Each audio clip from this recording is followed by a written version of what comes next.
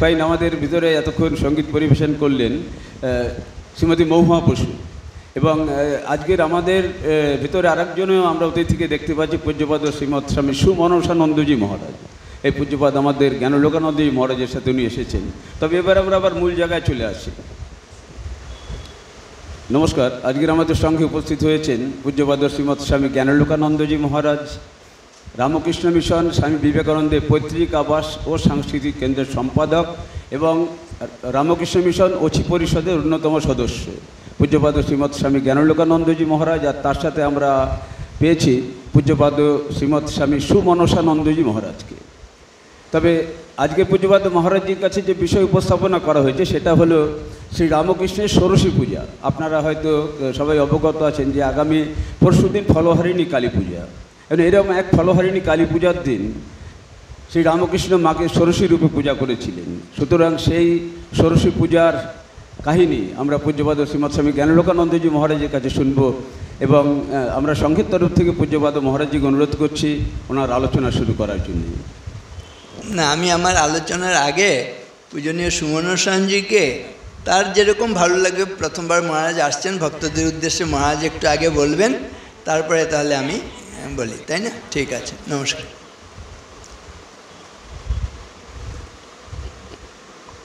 মহারাজ এখন সেবা প্রতিষ্ঠানের সহসম্পাদকের দায়িত্বে।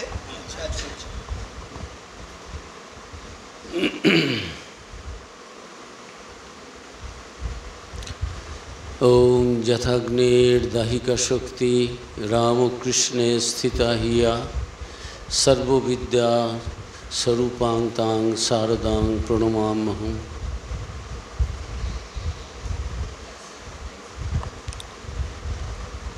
পরম প্রীতিভাজন এবং শ্রদ্ধেয় স্বামী জ্ঞানলোকানন্দজি মহারাজ, শ্রদ্ধেয় মাতৃমণ্ডলী, শ্রদ্ধাভাজন সুধী ভক্তবৃন্দ,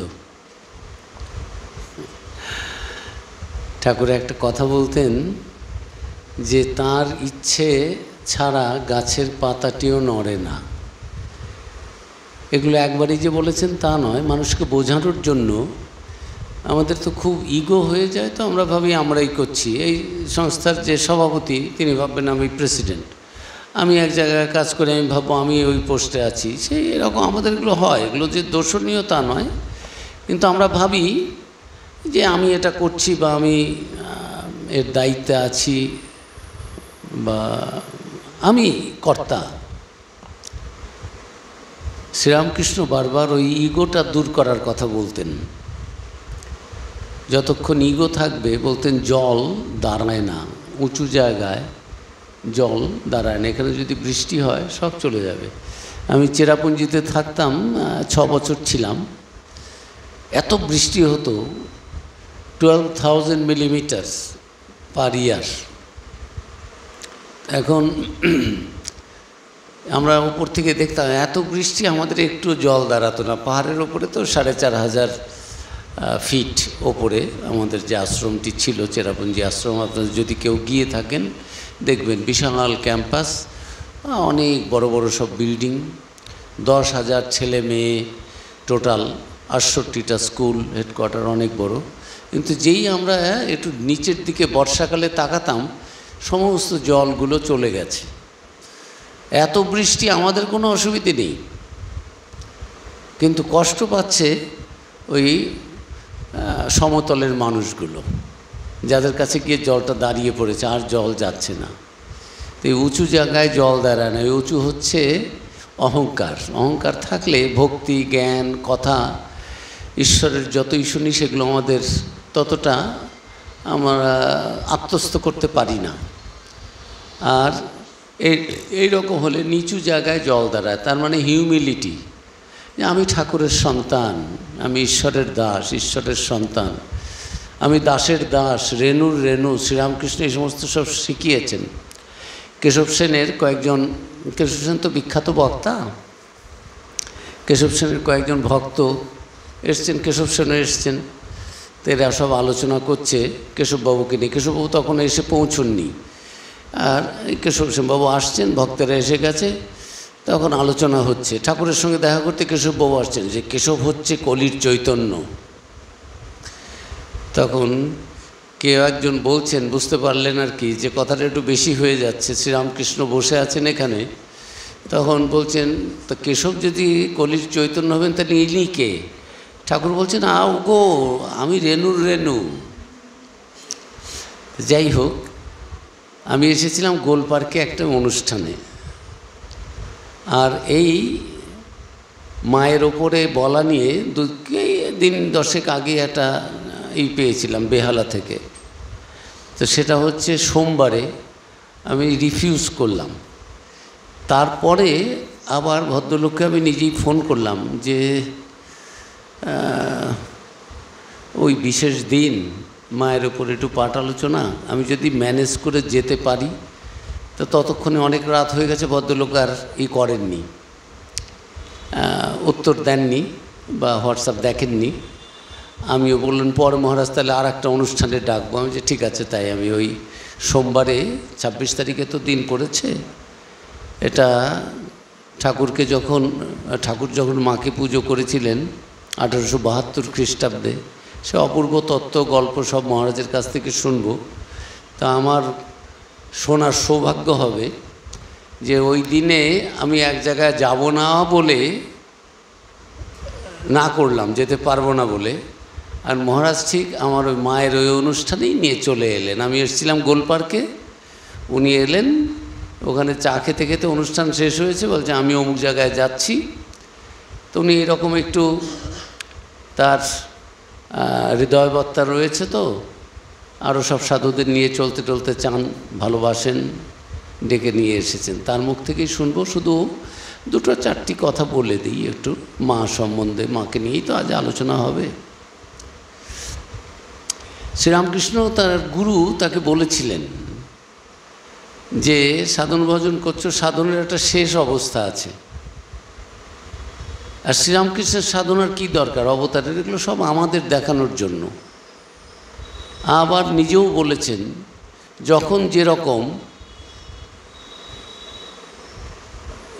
উঠেছে, রাজার করছে, পাঠ করছে, তো টাকাটা নিতে পারেনি, তখন রাজার পাঠ করছে ডায়াসে, সব শেষ হয়ে গেলে পরে এসে বললো যে কি দিতে চেয়েছিলেন দিন, বল তখন নিলেন, যে তখন তো রাজার ড্রেসে ছিলাম। তখন শ্রীরামকৃষ্ণ বলছেন, যখন এই মনুষ্য শরীর নিয়ে ভগবান অবতীর্ণ হন, মানুষের মতো সব, সাধারণ মানুষ বুঝতে পারে না। শ্রীকৃষ্ণ আমরা অবতার বলে পুজো করছি, কোথাকার এক ব্যাধ তীর মেরে দিলেন, নিজেকে বাঁচাতে পারলেন না। যেন মনে হয় তিনি দেহ ধরেছিলেন, যেন মনে হয় তিনি জন্মেছিলেন, এগুলো সবই যেন মনে হয়। ঈশ্বরের লীলা সব বোঝা মুশকিল। তিনি করেছেন যা, এগুলো আমাদের দেখানোর, বোঝানোর জন্য। এই যে মাকে পুজো করা, গৃহস্থ মানুষদের এটার মধ্যে বোঝানোর জিনিসও আছে। তার নিজের সাধক জীবনের যেমন সমাপ্তি হলো, তার গুরু বলেছিলেন যে যখন সাধকের রমণী সঙ্গে থাকে, না করে রমণ, স্বামী স্ত্রী থাকবে কিন্তু তাদের মধ্যে সেই সম্পর্ক থাকবে না, মাতৃভাব, এগুলো আরোপ করতে হবে না, এগুলো ভেতর থেকে সতই ওই অনুভূতি হবে। জগতের কারো মধ্যেই অন্যরকম কাউকে দেখবেন। আমাদের চণ্ডীতে ইয়া দেবী সর্বভূতেষু মাতৃরূপেণ সংস্থিতা, এই সমস্ত কথা যে রয়েছে, এগুলো তো বালখিল্যের কথা নয় যে একটা কিছু বলে দিলাম, তা তো নয়। এগুলো ঋষি মুনিদের অনুভূতি।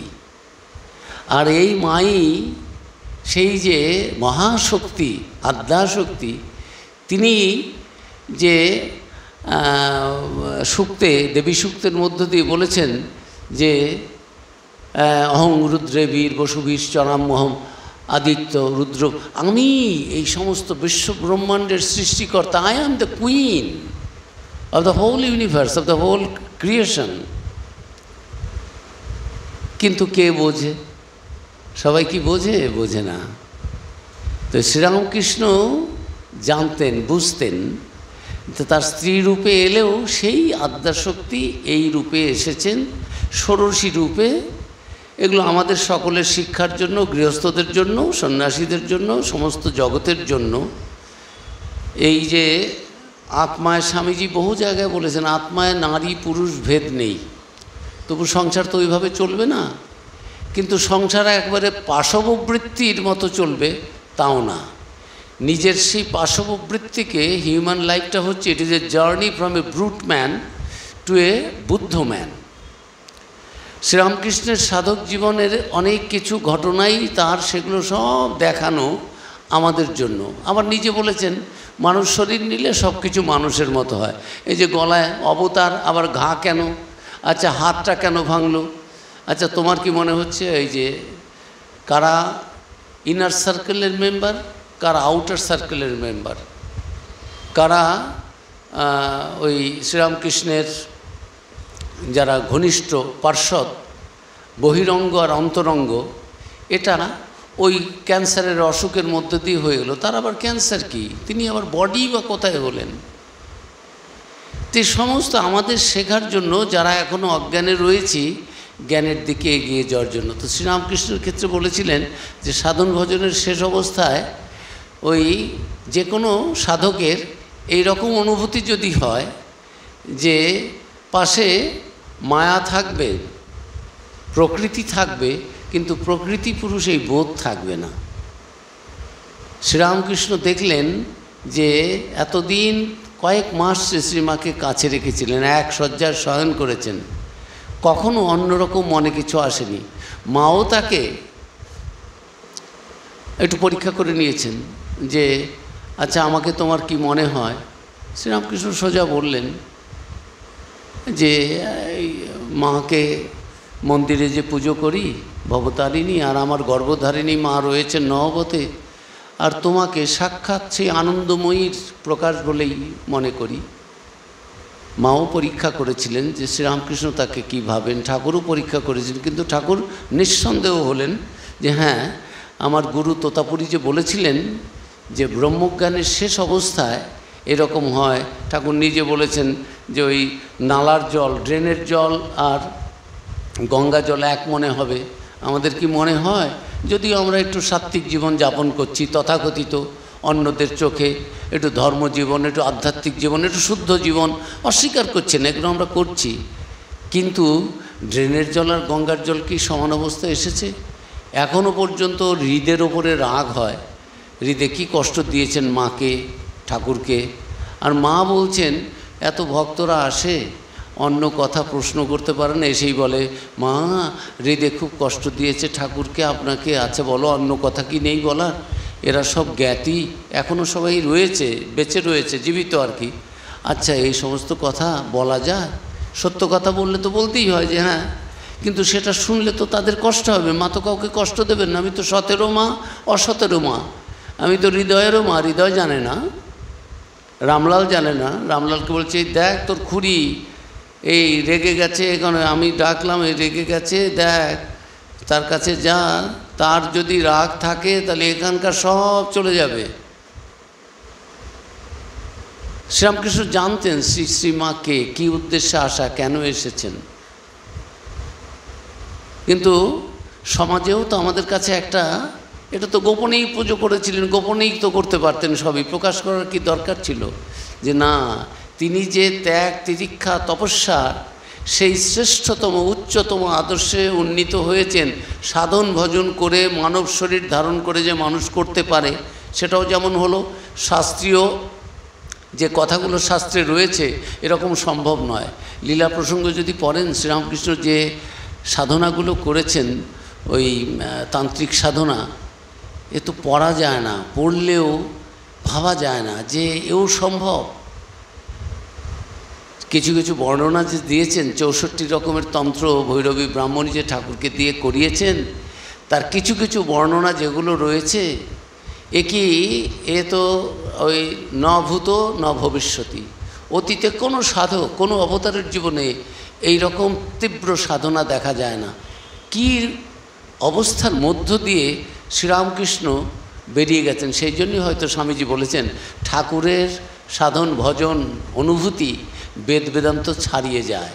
ওই জ্ঞানের পরে আবার ওই ওপরে ওঠা, তারপর আবার নেমে আসা, অনুলোম বিলোম, যেগুলো অনেক কিছু শাস্ত্রে ছিল না। শ্রীরামকৃষ্ণের জীবনে সে সমস্ত সব অনুভূতি হয়েছে, সব জগৎ কল্যাণের জন্য। তো এই শ্রী শ্রী মা সম্বন্ধে ঠাকুর তো জানতেনই, কিন্তু আমি 2 মিনিট বলে নেব। স্বামীজিকে তো আর বলেননি এইরকম, রামলালকে বলেছেন, তার কারণ ওরা জানে না, ওরা অজ্ঞান। হৃদয়কে বলেছেন, হৃদয়, এর সঙ্গে নানান রকম দুর্ব্যবহার করিস, এমন কষ্ট দিয়েছেন ঠাকুরকে হৃদয়। কখনো ঠাকুরের মনে হয়েছে যেন গঙ্গায় গিয়ে ঝাঁপ দিয়ে দেহ শরীর ফেলে দেওয়া। ভাববেন না আত্মহত্যা, আমাদের পক্ষে আত্মহত্যা। যিনি অবতার বা যিনি সাধনা করে সিদ্ধ হয়েছেন, আত্ম উপলব্ধি করেছেন, তার পক্ষে দেহত্যাগ, আত্মহত্যা নয়, এর নাম দেহত্যাগ। অর্জুনকে বলছেন, ব্রহ্মজ্ঞানী হয়ে স্থিতপ্রজ্ঞ হয়ে তুমি যদি কাউকে, এই যে সামনে রয়েছে, কাউকেই তুমি মারছ না, যখন ওই জ্ঞান হবে তখন আর থাকবে না আমি একটা দেহ আর একটা দেহকে আমি বধ করছি, এগুলোর পারে চলে যাবে।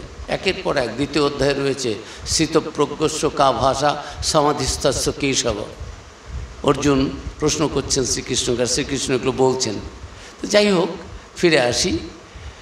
শ্রী শ্রী মায়ের প্রতি স্বামীজির যে ভক্তি, মাকে তো আলাদা করে স্বামীজির সঙ্গে কি পরিচয়। নরেন যেদিন আসবে ভালো করে, আজ নরেন আসবে, মা জানলেন নরেন এসেছে বা আসবে, ভালো করে মোটা মোটা রুটি হবে, হবে ঘন ডাল হবে, ছোলার ডাল হবে। নরেন যা ভালোবাসেন, তার কারণ প্রথমবার নরেন যখন এসেছেন শ্রী শ্রী মা রান্না করে খাইয়েছেন, আর ঠাকুর খাওয়ার পরে নরেনকে জিজ্ঞেস, নরেন কেমন খেলি, কেমন লাগলো? নরেন জানেন এটা শ্রী শ্রী মায়েরই করা, তা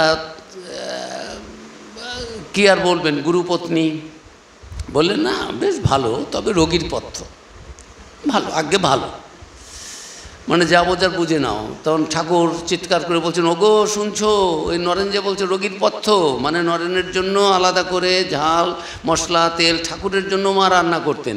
ঠাকুরের হচ্ছে পেটে কিচ্ছু সয় না, মা কালীর প্রসাদও সয় না, তার কারণ মা কালীর প্রসাদের মধ্যে যেগুলো ভোগ রান্না করা হয়, সে ভোগ প্রসাদ হয়ে আসে, নিবেদনের আগ পর্যন্ত ভোগ, আর ভোগ নিবেদন হয়ে গেলে প্রসাদ হয়ে গেল। তো সেই ভোগ যেভাবে রান্না হতো সেগুলো ঠাকুরের পক্ষে সম্ভব ছিল না, তো মা তো ওই রকমই রান্না করতেন। পরের থেকে বুঝলেন যে নরেনের জন্য একটু মশলা টশলাও রাখতে হবে। তা মায়ের সঙ্গে কতটুকু পরিচয় শ্রী শ্রী মায়ের আর স্বামীজির। কিন্তু প্রথম মা সম্বন্ধে যখন একটু পাই আমরা কথা, দেখি স্বামীজি বলছেন, গিরিশবাবু আর বলরামবাবু দুজনই মাকে কাছে রাখতে চান, যে ঠাকুর নাই, ঠাকুরের শরীর চলে গেছে। এটা 1890 খ্রিস্টাব্দে প্রথম দেখা যায় স্বামীজি শ্রী শ্রী মা সম্বন্ধে একটা লিখিত পাওয়া যাচ্ছে, যে কিছু ডকুমেন্ট।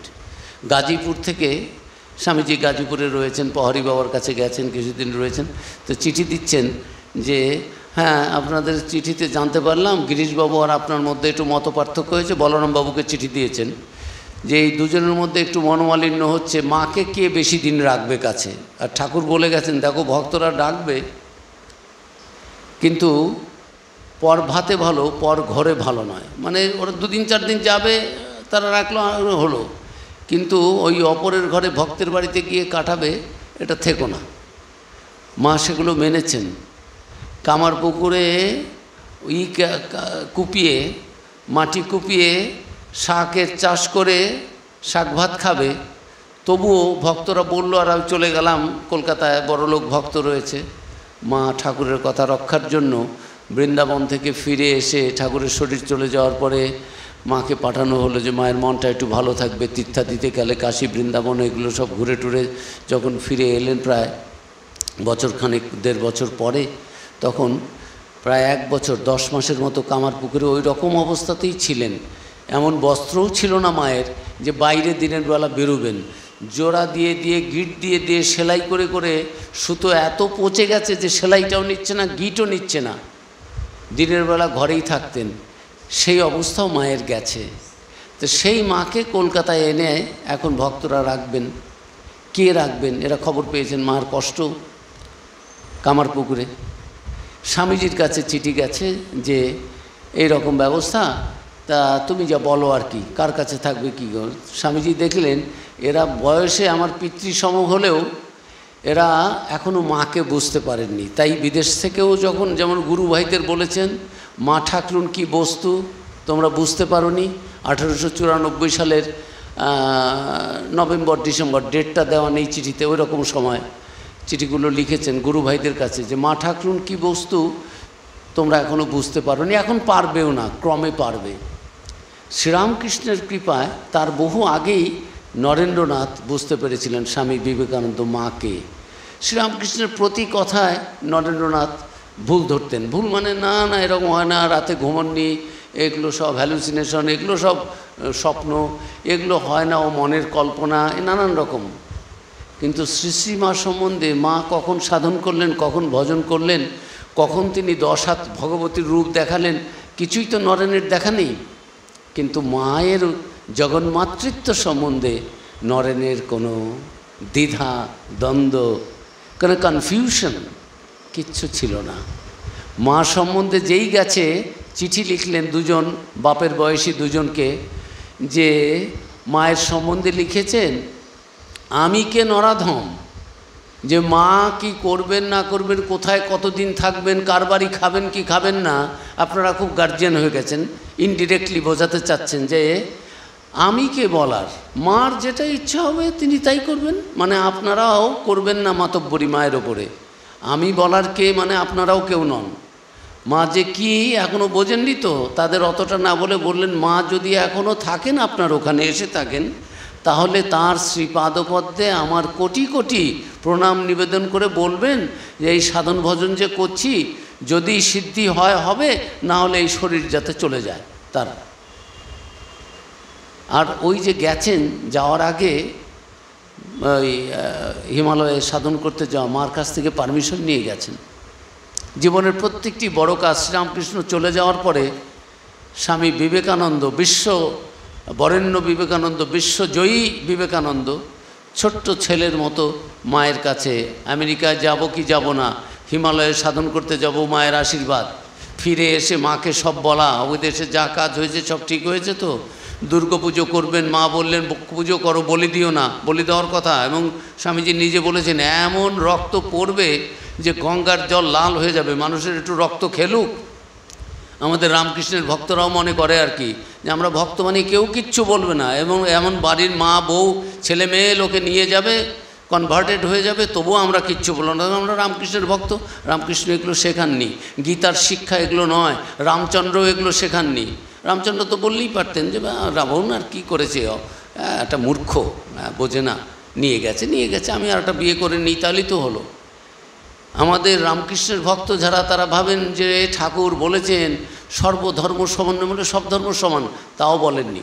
বলেছেন নিজের ধর্মে থাকো কিন্তু অন্য ধর্মকে ঘৃণা করো না, ভেবো না যে ওটা আর একটা পথ নয়। ঈশ্বরের প্রতি যদি কেউ শুদ্ধ মনে ভালোভাবে রূপে অরূপে বিভিন্ন রূপে তার সাধনা করে, কিন্তু চিত্তে সেই ভালোবাসা রয়েছে, ভক্তি রয়েছে, শুদ্ধতা রয়েছে, পবিত্রতা রয়েছে, ঈশ্বরের প্রতি যে ঠিক ভক্তি, যাকে বলে ইয়ার্নিং, রাইট আর্নেস্টনেস, ব্যাকুলতা রয়েছে, সে যে পথ দিয়ে আসুক পাবে, তাকে তুমি যে ধর্মমতই বলো, কিন্তু নিজের ধর্মকে not at the cost of your own faith. তো এগুলো কিন্তু শ্রীরামকৃষ্ণ আমরা অনেক ভুল বুঝি। গীতা ভাবি যে গীতা ভগবান ওই দূর থেকে প্রণাম করো, সব ভগবান আমার জন্য করে দেবেন, তা বলেননি। গীতাতে বলেছেন এই অর্জুন, তুমি একটা যুবক মানুষ, বীর, জন্মেছ ক্ষত্রিয়ের বংশে, ওঠো, ক্লব্যং মাস্ম গম পার্থ নৈতত্ত্বই উপপাদ্যতে শূদ্রং হৃদয় দুর্বলং তত্ত্বতিষ্ঠ পরন্তপু। কী কোত্থেকে এই সমস্ত দুর্বলতা, কাপুরুষতা, ম্যানম্যানে পিনপিনে ভাব, সব মিনমিনে প্যানে, what is this? Stand up, yield not, এর কাছে তুমি হেরে যেও না। You are a great hero, you are born to win.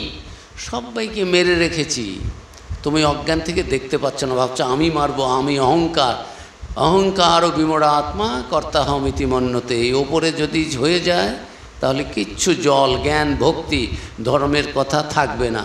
আর যদি ওই রকম থাকে যে হ্যাঁ আমি ঈশ্বরের দাস, ঈশ্বরের সখা, ঈশ্বরের দাসানুদাস, ঈশ্বরের সন্তান, ভগবান আমাকে এই কাজ দায়িত্ব দিয়েছেন, এটা দায়িত্ব না, এটাই আমার ধর্ম, এটাই আমার জপ ধ্যান সাধন ভজন।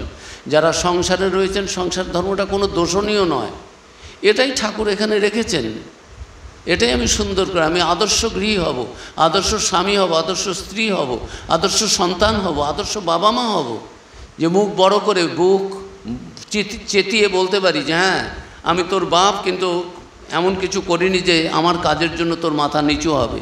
স্বামী, স্ত্রী, ছেলে, মেয়ে, সংসারেও প্রত্যেকের ইয়ানি অনবদ্যানি কর্মানি তানি সেবিতব্যানি নৈতরানি, সমস্ত সময়ে সমাজের যে ভালো হয় সেগুলো করতে হয়, কোনো দোষণীয় দোষযুক্ত কাজ নয়।